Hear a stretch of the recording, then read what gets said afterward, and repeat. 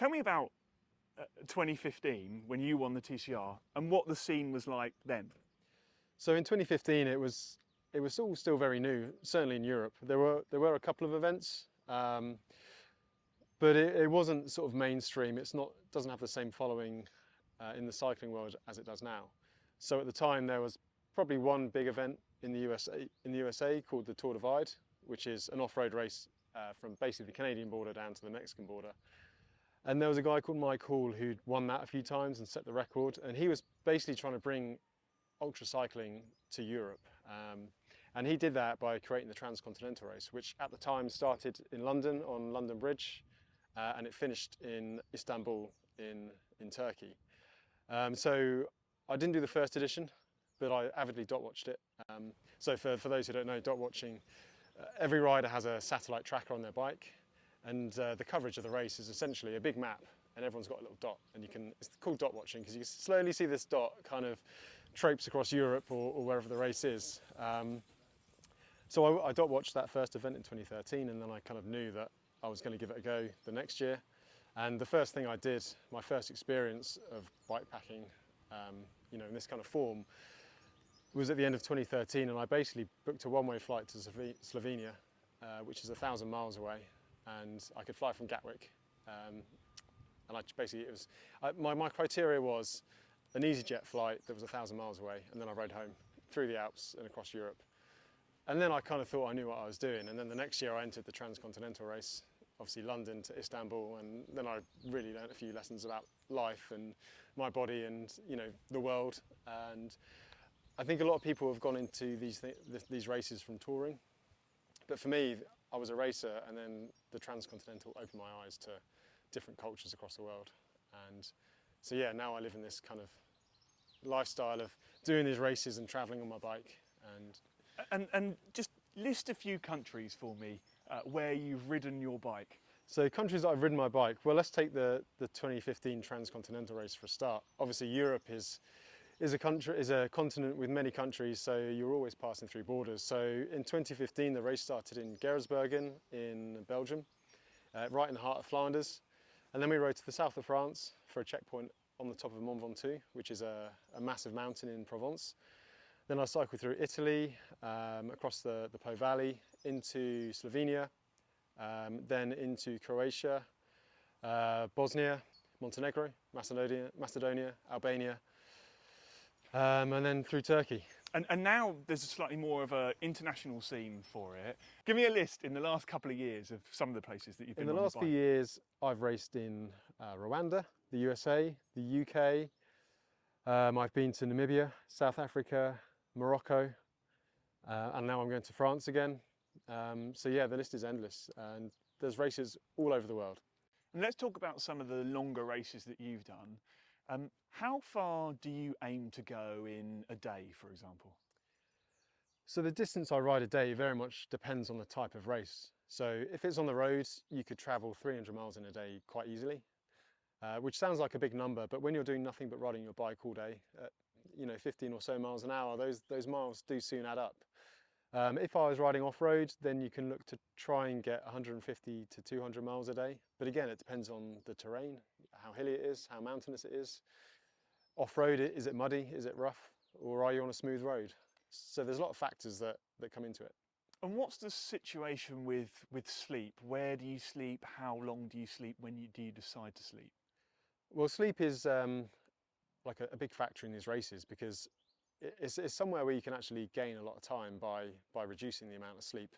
But equally, if you're so tired that you can't pedal straight, then you can slow down. So it's finding a balance. So quite often, say in a race that's 4 or 5 days long, I can sleep 2 to 3 hours a night and feel relatively energized during the day. Some shorter races you might not sleep at all for a day or so, for a couple of days.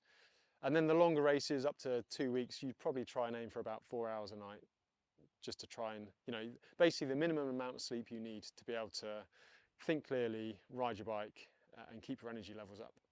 How do you decide where to sleep? I mean, you must have slept in some god-awful places in the past. It very much depends on how far into the race you are and how tired you are. Because if you're really tired and a long way into a race, sometimes you'll just sleep anywhere. So I've slept just at the side of the road, bus stops, abandoned buildings, and if you're lucky and the timing works out, you might even get a hotel. You got any particular memories of low points where you thought, I can't believe I slept there? Where have I slept? Well, quite a luxury, sleeping option for races such as the Tour Divide in the USA is a campsite pit toilet, because you can get in there, you're sheltered. They're normally about the size of a disabled toilet. You've got all the facilities on hand, and yeah, you can sleep 3 or 4 hours and move on the next day. And it sounds a little bit disgusting, but to be honest, it makes a lot of sense at 1 in the morning when you've been riding your bike all day. As I said, standards do very much drop the further you get into one of these races. You talked about that sort of compromise that you're making in your head. You can gain some time, but you need to be able to pedal straight. Do you ever worry about the races ahead, or are you experienced enough now not to? It's always a worry, and quite often people ask me what the fears are. And for races like the Tour Divide, you're riding through the wilderness, and there's wildlife like bears and things like that, and everyone gets really focused on things like that. But I say to them, well, my biggest worry is someone in a car, because that's probably the biggest threat. Certainly on road races as well. So I try and make sure I'm wearing bright colours, have lights on all the time. And a lot of races now stipulate you need to wear high visibility bands at night. And some races even restrict or like mandate certain amounts of sleep, of like stop time to sleep for safety. You're a very experienced rider. I know that, we've talked about Michael, who founded the TCR, after his death. I know that sparked some conversations about the direction of ultra cycling, really. Should it be a race? Should they be rides? What do you think about that? Are you happy with the way things are going? Because you've got very experienced people like you, and sometimes less so. I think the main thing about these races is you're essentially in charge of your own safety. So you have to take sensible decisions, and you have to know when it's not okay to push. And there's a very few people who actually can win these races, as a percentage of the entire field. A lot of people are just trying to get around and complete it, much like, for example, the London Marathon. There's only a small percentage who could realistically win it, and everyone's there just for the challenge. And I think at some point you have to draw the line between pushing yourself for the sake of an hour or 2 on a result sheet and slowing down, being self, and ultimately enjoying the experience, because you can see some amazing things riding your bike that you wouldn't say driving or on the train or even walking, because it's that perfect speed. You're going just fast enough to see a lot of things, but not so fast that you don't miss your surroundings. So I think racing is all well and good, and I think it does bring a lot of people into the sport and puts them in countries and situations they never would experience in a positive way. But I do think it is important that it's not the be all and end all. The experience and your safety is quite important. And so you have been someone that's at the top of your game for quite a long time.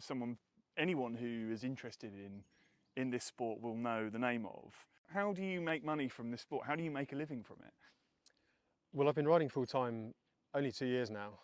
It's like quite a new sport, so it's always been a bit of a hustle. I've been lucky enough to work in the bike industry, and they're a bit more understanding of me disappearing off. And there's been times where I've quit my job and just been travelling, but now I've seemed to have made it work. And there's a combination of, I do a little bit of work within the industry for Hunt Bike Wheels, and that gives me flexibility. And then there's sponsors like Mason, Albion Cycling, my clothing sponsor, Tailfin Bags. They all help me with funding, and yeah, it's not a luxurious lifestyle, but it's an exciting one, and I get to see the world, and I get to travel. And yeah, I'm lucky enough to be able to live off it, and hopefully it's going to grow. If you look at the world of ultra running, I think we're following that kind of trajectory, but we're about 10 years behind. So I'm hoping that in 10 years' time there'll be numerous people that are able to do it, and it just keeps pushing. The whole sport's moving forward. The standards getting going up. I'm finding myself further and further down the fields nowadays, but fundamentally it's riding a bike, and that's what it's all about.